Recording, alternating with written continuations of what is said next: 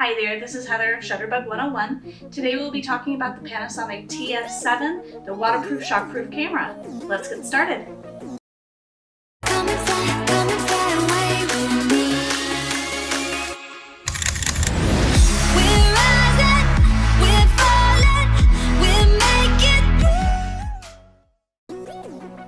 The Panasonic TS7 is a high-quality waterproof and shockproof point-and-shoot camera.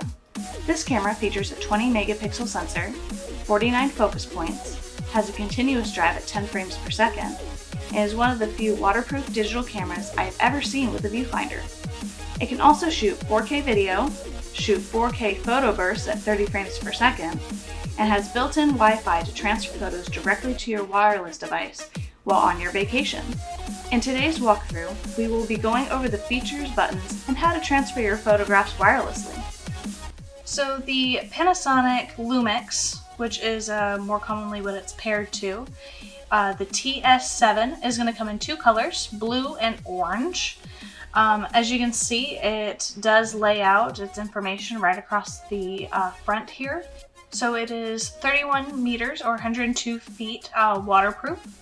It is also from 2 meters to 6.6 feet shockproof, which means if you drop it from that amount of distance or smaller, then nothing should happen to the camera. There are naturally sweet spots that you can hit around a camera that can damage it, but hopefully, you know, this is built fairly durable. It is made out of very good materials here. As you can see, we do have a flash and an LED light. So you have either or when it comes to using this camera. It has an image stabilizer inside, and it also has a wide angle lens going up to a 28 millimeter equivalent.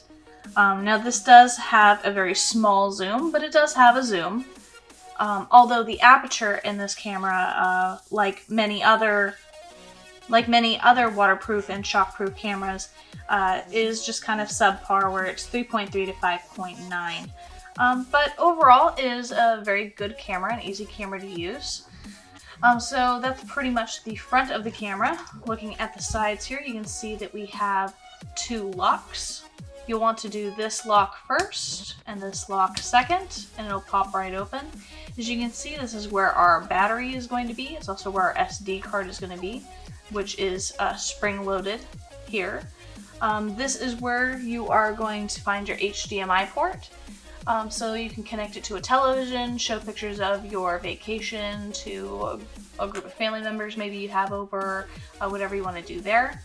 And this is going to be your USB charging port here. This camera, when you purchase it, is going to come with a cord where you're going to charge the battery inside the camera. You can get an external charger for this that is off-brand if you do not want to just leave this door open and let it charge. And then make sure before you go and shoot with the camera that when you close this door, the red is no longer showing, just by clipping that up and locking it tight. On this side of the camera, as you can see, there's no doors. This is just going to be our speaker for when it's playing back video or any of that. The bottom, of course, is going to be, again, very simple. It's going to give us the model number along with the brands of Panasonic. And it's going to give us a universal screw mount for a tripod. The top of the camera, again, very, very simple. This, of course, is going to be your shutter button. So the big old button right on top. Push halfway down to focus, all the way down to take a picture. The red button here is going to be to start and stop video when it comes to if you want to take short video clips. And your power button is going to be right here next to the on and off switch here.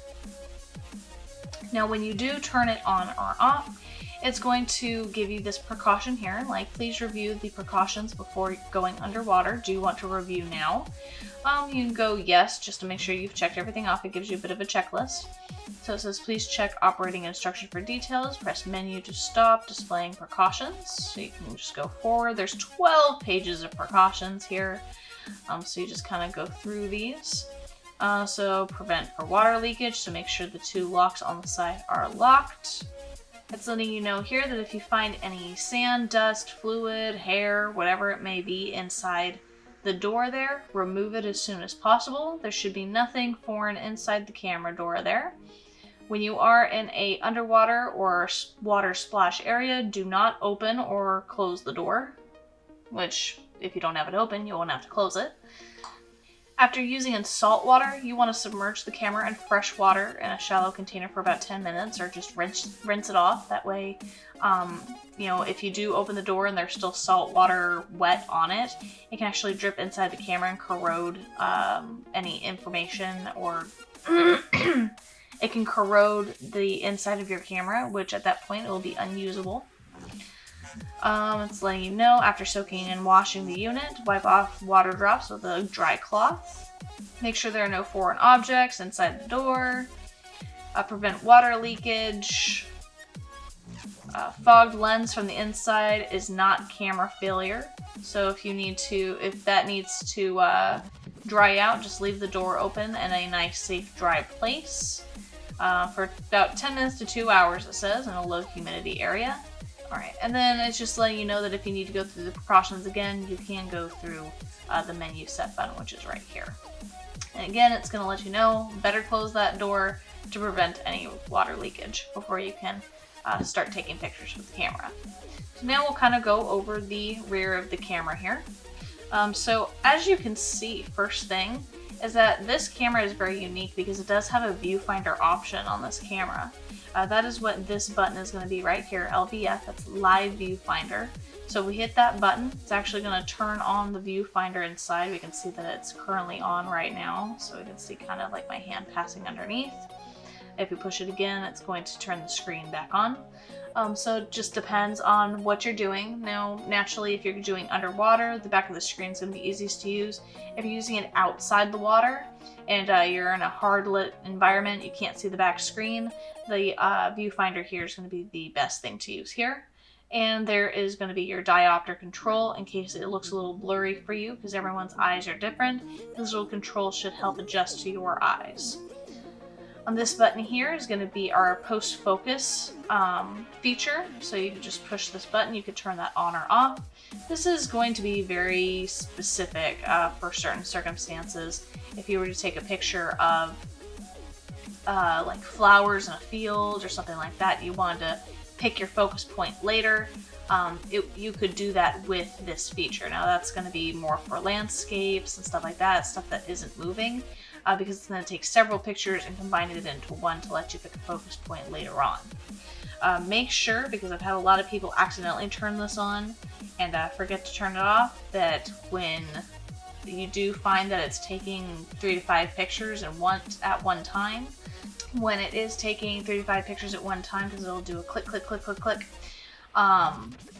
make sure that you press this button to turn it off, because it won't give you a picture. You have to go through, pick your focus points, save it as an image, and move on from there. I've had people go on vacation, forget that they turned this on, and over 200 pictures later, they have to go through every single picture, pick a focus point, and save it. So, it's kind of a double-edged sword when it comes to this guy. You just really need to make sure that you either use it or you don't. Here is where we're going to find our zoom capability here. So you can see that T is going to zoom out. So it'll be a 28 to 128 millimeters. So it's actually a pretty far zoom in comparison to a lot of other cameras. And then W is going back to kind of your wide angle. So W is going to be wide angle, T is going to be for telephoto. Then of course we have our mode button here. So when we hit our mode button, this is going to let us choose from intelligent auto, which is letting the camera decide on everything. There's your program mode, which allows you to change certain settings on your camera. manual exposure, which you choose everything, which I don't really recommend with this camera. I think IA or P is going to be best. There's creative control. So when we have it on creative control, it essentially will give you different filters like sepia, like black and white, that sort of thing. Very similar to like filters you would find on Instagram. When we hit our mode button again, we have our scene guide. This is going to give us different situations that we would use these for. So it's essentially auto, just very specific.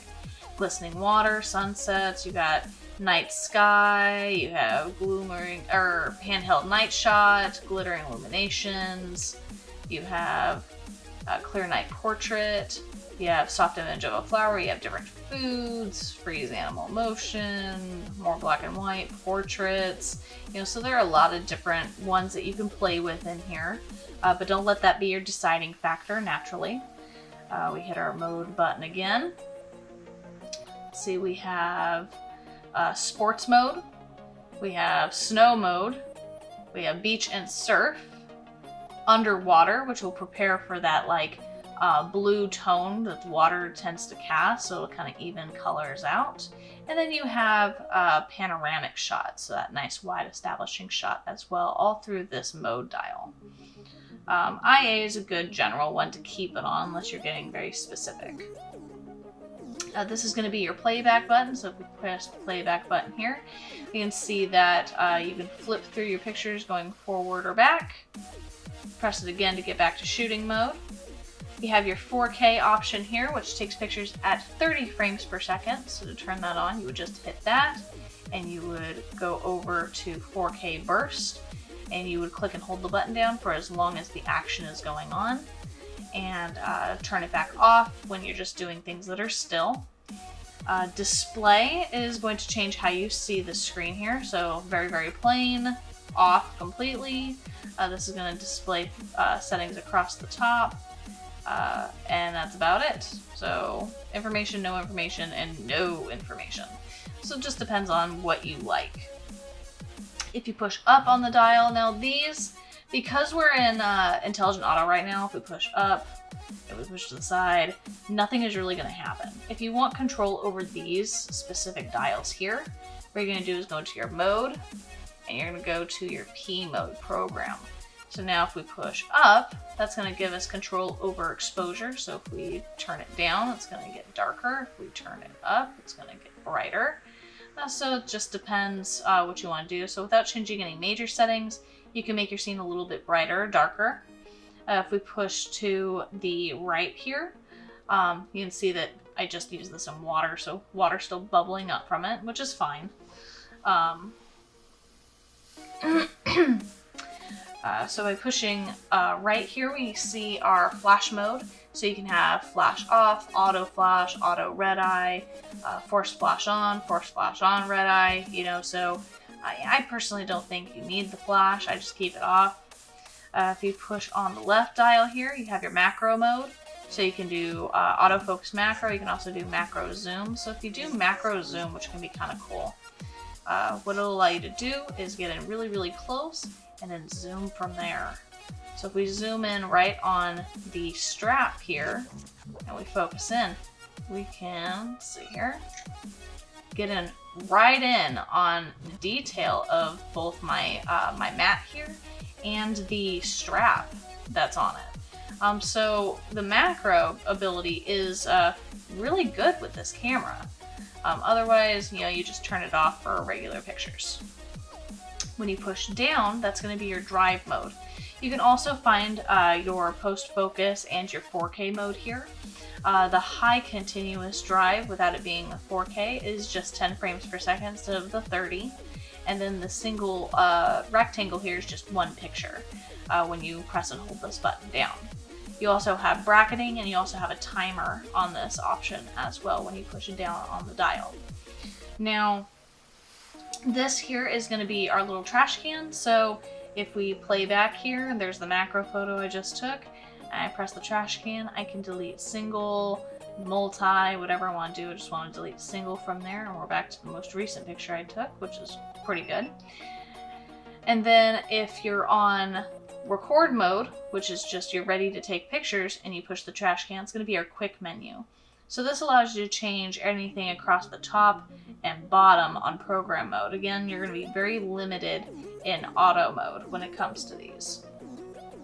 So the first one up here is going to be your photo style. This is going to be very similar to filters. It's going to be more vivid colors, monochrome colors, more for portrait, that sort of thing.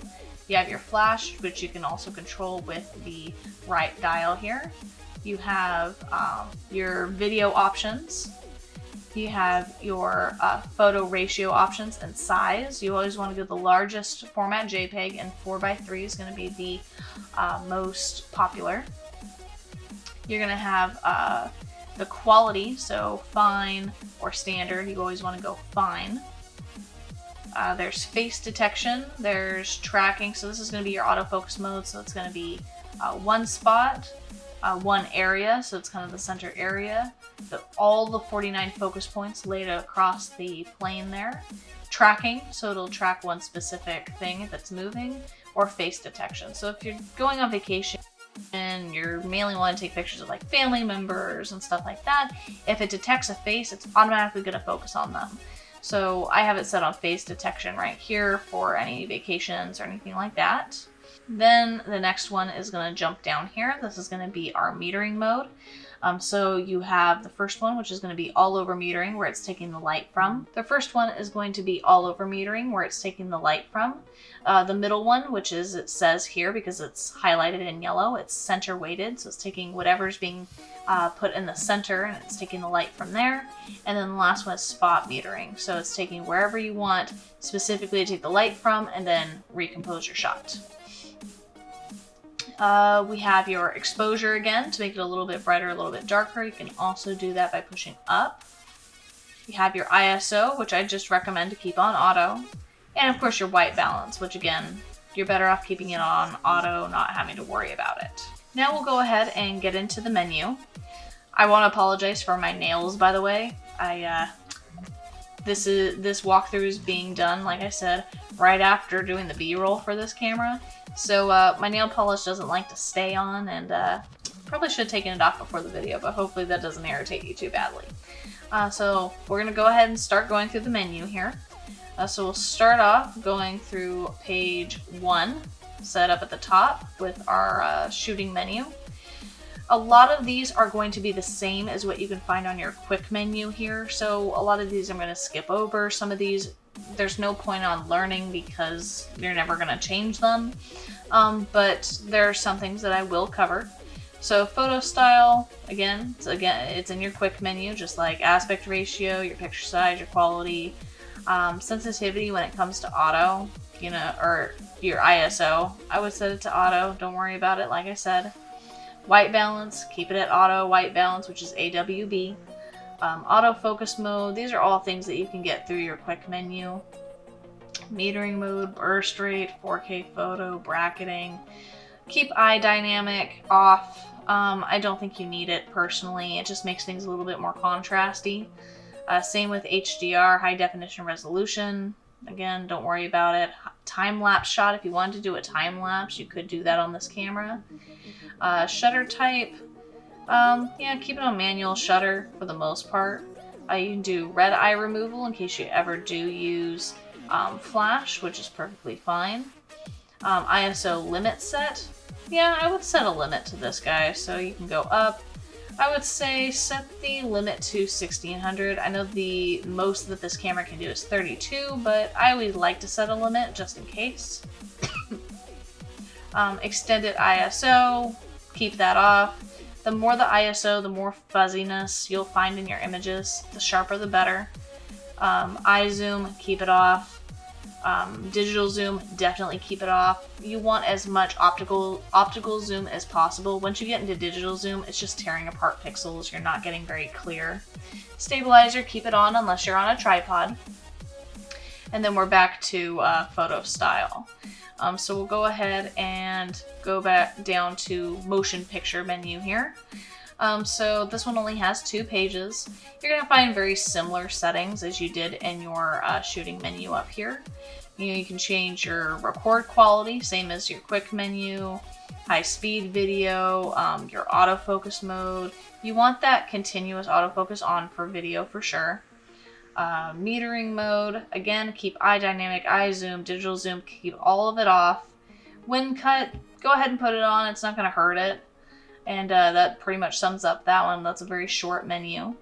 Then you have your custom menu here, which starting up at the top here. Autofocus assist lamp, what that does is if it can't find any detail, it's too dark or something to find a focus point, it's going to turn on that little LED on the front to try and help it focus. Histogram, keep it off, it just makes things a little bit busier.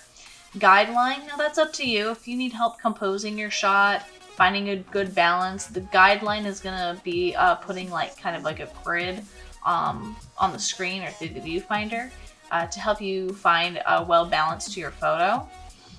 Record area, remaining display for pictures, auto review if you want it longer than 2 seconds, or if you want to turn it off if you don't want the picture popping up as soon as you take it.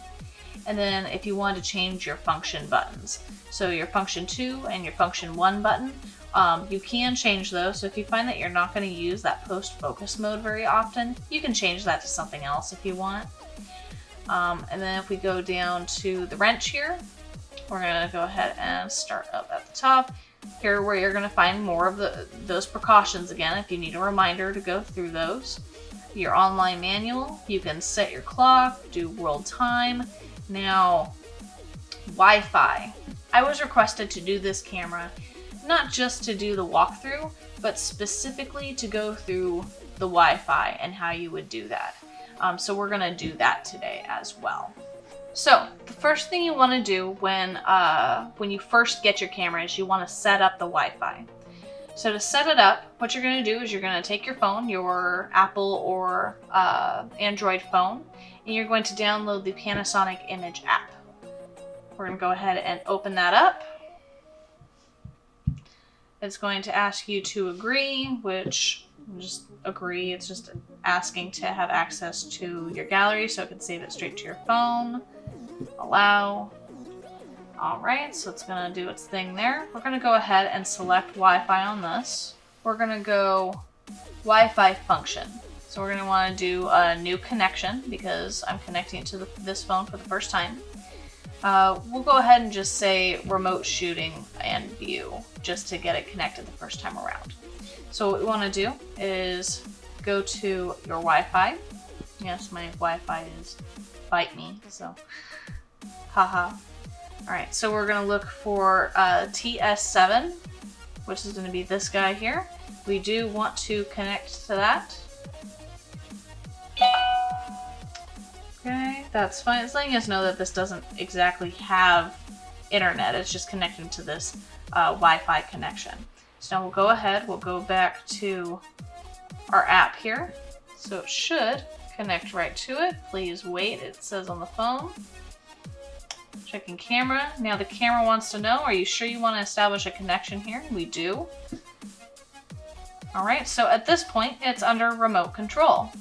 So if I pick up the camera and I kind of show you everything on my desk by connecting remote operation, you can kind of see everything that I have on my desk. I have a little fan, you know, that sort of thing. There's the mat. It has a bit of a lag, naturally, because it's just a Wi-Fi connection. And then of course that's going to be my camera and my setup, so there's that up there. What you can do is you can zoom in with the camera, go wide, there we go, going wide. You can take the picture, maybe, there it goes. And that'll automatically save to your device as well. So what I'm going to do is I'm going to close the application. I'm going to turn off the camera and start over. So you can see how after you've connected your camera for the first time, how you will connect it while you're on your trip. If you get that one picture that you're like, oh my gosh, I have to share this with people now. So what you're going to do is you're going to go to your menu. You're going to go to Wi-Fi, which is under that wrench. At that point, you're going to hit Wi-Fi function, select a destination from history. You're going to go to your phone. So mine is the Android, the G9. So you're just going to do that. You're going to go ahead, go to your apps. All right, so you're going to go to the Panasonic image app. Now, if you are you're not connected to Wi-Fi, this is not going to be a problem. But if you're at home and you want to try and transfer your pictures to your cell phone afterward, you're going to have to go to your Wi-Fi each time because it's going to connect to your home. It's not going to override because it's not a strong enough connection. So you need to hit TS7, have it connect, go to the app. All right, at that point, it should say connecting to camera. And it's connected. So not only can you do remote operation, but you can also transfer images. So if you go transfer images, which you can also get by hitting the little play box down here, it's actually going to show you all the pictures that you have taken. And you can click on one and you can transfer straight to your phone to share. So, you know, fairly simple, easy to use. You know, this is just to help remind those people that might forget how to connect it. It's a nice, easy, simple little video for you to save for yourself if you do need it. Now that we've gone over Wi-Fi, you can kind of continue on down here. You have sensor settings, keep it off. You can turn that beep on or off if you'd like. It's just a nice confirmation that it has focus. Live view mode, I would say 60 seconds is going to make it look the most clear because our eyes are about 24 to 30, so it's just going to look much more smooth. Monitor display, monitor luminance, it's all very technical stuff. LED light on,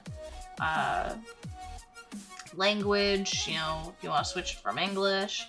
Version display if you need to do a firmware upgrade. Number reset for the numbers that the pictures fall under. You can reset your settings here. If you find that the camera is being wacky, you don't know what you did, you can just reset it. And then there's format. Now format is very important. When it comes to going on vacation, taking family pictures, whatever it is, and you take your pictures and you back them up to your computer, make sure when you remove the card that the pictures are indeed backed up to your computer. And you're like, okay, I know that I've backed up these pictures. I want to erase all the pictures and start over. What you want to do is you want, instead of going to the little trash can and go deleting all, you want to hit format. Now what format does is it completely deletes all pictures permanently. It resets it to how you purchased the card. When you go and you use the little trash can, that is going to essentially just put those files in a invisible recycling bin, and that recycling bin can get full after you just keep deleting over time, and that can cause corruption, it can cause viruses and that sort of thing, and you can lose future images. So every now and then, after you've dumped a lot of pictures into your computer, go through and just format your card, for your future images, and so you can avoid any future disappointment. All right, so then our last menu here is just going to be our playback menu. So there's not much on here that you're going to do. There are editing tools you can do on here, but I strongly suggest that you just do things in post-processing. You can do a slideshow, so if you do connect a HDMI cable to that port to show on TV, you just hit slideshow, it should go through it for you. Your playback mode, location logging, so you can actually log your location on certain pictures. Now do keep in mind that if you go on vacation across the world and you do location logging when you get back, it's going to log it for where you're currently at because it's going to connect to your cell phone at that time. And the cell phone is going to tell it, oh, well, you're in your current city, when really you were across the world when you took those pictures. So that's something to keep in mind with that. 4K photo bulk saving, don't worry about that. Title edit, text stamp, if you want to put the date on there. Time-lapse video, resizing, cropping. Again, a lot of stuff that you're really not going to play with. But that pretty much sums up the menu, and it really sums up the camera. If you do get stuck in the menu, one thing to remember is your shutter button halfway down is your universal exit button. You know, your little escape button there to get back to shooting mode. So other than that, that pretty much sums up this camera. I think it's one of the most advanced waterproof cameras that they have. I really like that it has a viewfinder and some more advanced options to kind of learn from. I think the blue is a nice color, but the orange stands out really nice. If you have any other questions about this camera, please let me know in the comments below. If you have a question about a specific camera that you have, or you want me to do a walkthrough on another camera, also let me know in the comments. Keep your eye open for inspiration, Shutterbugs. Until next time, bye!